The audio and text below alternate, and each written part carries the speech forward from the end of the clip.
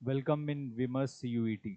आज हम लोग देखने जा रहे हैं कि BA ऑनर्स पॉलिटिकल साइंस ये एक ऐसा कोर्स है, इसका सिलेबस क्या है और इसका पैटर्न क्या है CUET एंट्रेंस एग्जाम में। सबसे पहले तो BA ऑनर्स पॉलिटिकल साइंस के बारे में, ये एक बहुत पॉपुलर कोर्स होता है। इसके बहुत सारे बेनिफिट्स भी हैं, सब लोग जानते होंगे इसके बारे में कि BA ऑनर्स पॉलिटिकल साइंस करने के बाद आपके पास अपॉर्चुनिटीज़ क्या क्या हैं। पहली अपॉर्चुनिटी जो सभी को पता होती है या सुना हुआ होता है वो ये है कि अगर आपने बी ऑनर्स पॉलिटिकल साइंस किया है तो अगर आप सिविल सर्विसेज की तरफ जाना चाहते हो, यूपीएससी पीसीएस की तरफ जाना चाहते हो, तो एक अच्छा कोर्स माना जाता है क्योंकि बहुत सारी चीज़ें ओवरलैप होती हैं। आप जो इस कोर्स में पढ़ोगे वो सिविल सर्विसेज के सिलेबस में आता है। तो सिविल सिविल सर्वेंट जो है बनना चाहते हैं, एस्पिरेंट्स हैं, वो इस कोर्स की तरफ जा सकते हैं। दूसरा, इसके बाद में दूसरा ऑप्शन एक हायर स्टडीज़ का है कि आप पीएचडी करके टीचिंग में जा सकते हो। एमए करके पीएचडी के बाद में आप टीचिंग में जा सकते हो।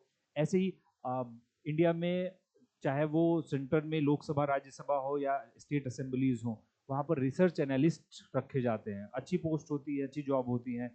वो प्रेफर करते हैं कि पॉलिटिकल साइंस का बैकग्राउंड हो। ऐसे ही बहुत सारे पॉलिटिकल ऑर्गेनाइजेशंस हैं, पॉलिटिकल पार्टीज हैं, वो रखती हैं, वो हायर करती हैं पॉलिटिकल साइंस के जो ग्रेजुएट्स होते हैं, पोस्ट ग्रेजुएट्स होते हैं। वो इसको छोड़कर जो एनजीओज हैं, बहुत सारे थिंक टैंक हैं, इंटरनेशनल ऑर्गेनाइजेशंस हैं, वो भी प्रेफर करते हैं पॉलिटिकल साइंस के स्टूडेंट्स को। तो एक बहुत अच्छा कोर्स होता है पॉलिटिकल साइंस का।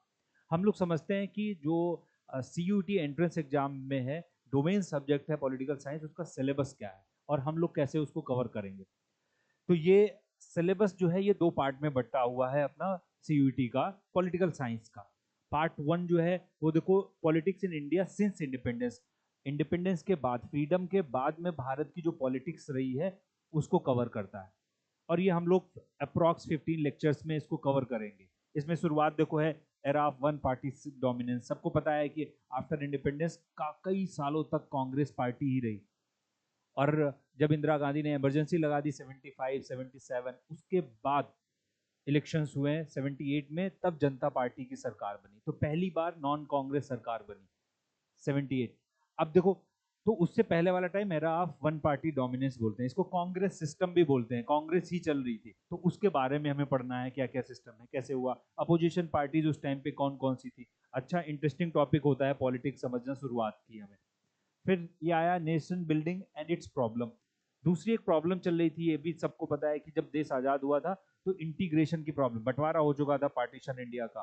तो देश को एकजुट रखना था, बहुत सारे प्रिंसली स्टेट्स थे, देसी रियासतें, वो भी पाकिस्तान कुछ जाना चाहती थी, कुछ इंडिया में उनको लाना था। और ऊपर से इतनी कास्ट, इतने धर्म के लोग यहाँ पर रहते हैं, इतनी भाषा के लोग रहते हैं, तो उन सबको इंटीग्रेट मतलब एकजुटता लानी थी। तो उसका प्रोसेस शुरू हुआ। भाषा के नाम पर स्टेट बने, देखो रीऑर्गेनाइजेशन ऑफ स्टेट है, Kashmir issue, refugee, nation building, ये वाला एक टॉपिक है, ये समझना हमें कि देश को कैसे एकजुट रखा गया। थर्ड फिर आता है ये पॉलिटिक्स ऑफ प्लान डेवलपमेंट, ये इकोनॉमिक देखो सिस्टम आ गया। ये सब है 47 के बाद वाला। ये 47 के बाद में क्या हुआ, 1950 से 50 में प्लानिंग कमीशन बनाया गया 15 मार्च। ये क्वेश्चन पूछ लिया जाते हैं प्लानिंग कमीशन कब बना, ठीक है। उसके बाद में इंडिया में प्लान्ड इकोनॉमी शुरू हो गई, 5 ईयर प्लान बनाए जाने लगे, और वो प्लान 5 5 साल के प्लान बना बना के डेवलपमेंट किया गया। तो एक तरीके से पूरी इकोनॉमिक हिस्ट्री हो जाएगी कि 1950 से कैसे कैसे 5 5 साल की पंचवर्षीय योजनाएं बना बना के इंडिया में इकोनॉमिक डेवलपमेंट किया गया, और उसके बीच में क्या हुआ, ये टॉपिक हो गया। फिर फॉरेन पॉलिसी, उसी टाइम के बीच इंडिपेंडेंस के बाद में इंडिया की फॉरेन पॉलिसी कैसे थी, क्योंकि दुनिया तो दो गुटों में बटी हुई थी, कोल्ड वॉर चल रहा था। एक यूएसए का गुट, एक यूएसएसआर रशिया का गुट। इंडिया ने बीच में एक नया आइडिया दिया एनटीए का, सॉरी नॉन अलाइंड मूवमेंट का, ठीक है, जिसको NAM बोलते हैं। और उसी टाइम पे पंचशील एग्रीमेंट, ये सब चीजें हुई। वॉर देखो हुए हैं, 62 चाइना वॉर, 65 पाकिस्तान, 71 फिर पाकिस्तान से बांग्लादेश बन गया। तो ये पॉलिटिकल, ये जो इंटरनेशनल रिलेशन वाली हिस्ट्री है वो हमें पढ़नी है, ये सब। और ये सब टॉपिक फिर से देखो, मैंने बताया था ये सभी टॉपिक आपको पीसीएस और यूपीएससी में पढ़ने पड़ते हैं और भी ज्यादा डिटेल में। फिर इंडिया न्यूक्लियर प्रोग्राम ये हो गया।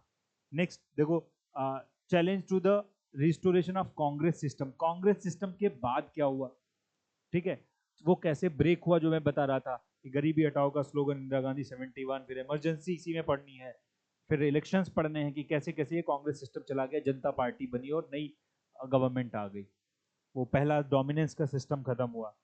फिर crisis of the constitutional order, Gujarat Bihar में मूवमेंट स्टार्ट हुए, इमरजेंसी लगी, ये सब मैं बता ही चुका हूँ कि वो एक ही सीक्वेंस में हमें पढ़ना है, वो टॉपिक अलग अलग बना दिए यहाँ पर। रीजनल एस्पिरेशन एंड कॉन्फ्लिक्ट, यहाँ पर एंटी सिख खालिस्तान मूवमेंट चला, वहाँ पर कश्मीर इशू हुआ, टेररिज्म फैल गया, नॉर्थ ईस्ट में जो टेररिस्ट ऑर्गेनाइजेशन बन गए, आंसू जो उल्फा बना था, और बहुत टेररिज्म नॉर्थ ईस्ट में उत्तर पूर्व के राज्यों में फैला, तो ये सब पढ़ना है। फिर democratic upsurge and coalition politics, 90s के बाद में भारत में बोलते हैं मंडल कमंडल की पॉलिटिक्स शुरू हो गई, धर्म और राम मंदिर मूवमेंट और कास्ट मूवमेंट शुरू हो गए, क्योंकि मंडल कमीशन लगा, रिजर्वेशन ओबीसी दिया गया, तो वो गठबंधन पॉलिटिक्स शुरू हो गई वहां से, वो टॉपिक हो गया। फिर रिसेंट इश्यूज जो अभी वाले हैं, न्यू इकोनॉमिक पॉलिसी, ओबीसी, दलित जो चल रहा है, अयोध्या, ये सब इश्यूज अभी करंट इश्यूज, तो ये पहला सेक्शन हो गया, फर्स्ट सेक्शन हुआ सिर्फ इंडिया के बारे में। फिर सेकंड सेक्शन आता है, ये है वर्ल्ड पॉलिटिक्स के बारे में, ये भी इंटरेस्टिंग है। पॉलिटिकल साइंस का सिलेबस बहुत इंटरेस्टिंग है, देखो डिसइंटीग्रेशन ऑफ सेकेंड वर्ल्ड, वहां पर यूएसएसआर का कोलैप्स कैसे हुआ, 19 बर्लिन वॉर गिरी 1989 में, और फिर 1991 में यूएसएसआर जो रशिया था वो 14 देशों में बट गया, इन 15 थे इंक्लूडिंग रशिया, 15 कंट्रीज में बट गया, तो ये सब वहां पर हमें देखना है। फिर इंडिया का रोल कैसा रहा वहां पर, alternative centres of power, China कैसे डेवलप हुआ है, ईयू आसियान ये ग्रुप कैसे बने हैं, इनके बारे में, और खासकर इंडिया का रोल, सार्क है, आसियान, इसमें इंडिया का रोल क्या है, साउथ एशिया इन पोस्ट कोल्ड वॉर, भारत के आसपास क्या हो रहा था उसमें, ग्लोबलाइजेशन, अपने पड़ोसी देशों के बारे में इसमें देखना है। इंटरनेशनल ऑर्गेनाइजेशंस बहुत इंपॉर्टेंट, आज के उसमें यूनाइटेड नेशंस बना, यूएन है, डब्ल्यू फाइनेंशियल ऑर्गेनाइजेशन अलग है, WTO, IMF, ठीक है, वर्ल्ड बैंक, ये सब फाइनेंशियल ऑर्गेनाइजेशन है, तो इंटरनेशनल ऑर्गेनाइजेशंस के बारे में पढ़ना है। और फिर सिक्योरिटी इन द कॉन्टेम्प्रेरी, अभी के टाइम पे न्यूक्लियर जो रेस चलती है, लड़ाई चल रही है, वॉर चल रहे हैं, इन सब के बारे में है। और लास्ट टॉपिक हमारा है, सेकंड लास्ट है, एनवायरमेंटल इश्यूज, आज के टाइम पे एक बहुत बड़ा चैलेंज बोला जाता है, अब तो टेररिज्म से भी बड़ा चैलेंज माना जाता है कि क्लाइमेट चेंज या ग्लोबल वार्मिंग, तो उससे जुड़े हुए फैक्ट्स पढ़ने हैं, क्योटो प्रोटोकॉल, पेरिस समझौता जो भी हुआ, जो रूल्स चल रहे हैं, एंड लास्ट में ग्लोबलाइजेशन एंड इट्स क्रिटिक्स, कि क्या क्या प्रॉब्लम्स आ रही हैं ये ग्लोबलाइजेशन में, जब दुनिया एक दूसरे से इतना जुड़ चुकी है तो उसकी वजह से प्रॉब्लम्स भी कितनी आ रही हैं, ये भी एक पॉलिटिकल टॉपिक है, करंट से जुड़ा हुआ होता है टॉपिक। तो ये सब टॉपिक्स जो हम लोग 25 अप्रॉक्स है, ये लगभग 25 लेक्चर्स में हम लोग वो पूरा पूरा करेंगे। टॉपिक्स बहुत इंटरेस्टिंग होते हैं, और मैंने बताया कि बीए पॉलिटिकल साइंस एक बहुत अच्छा कोर्स है।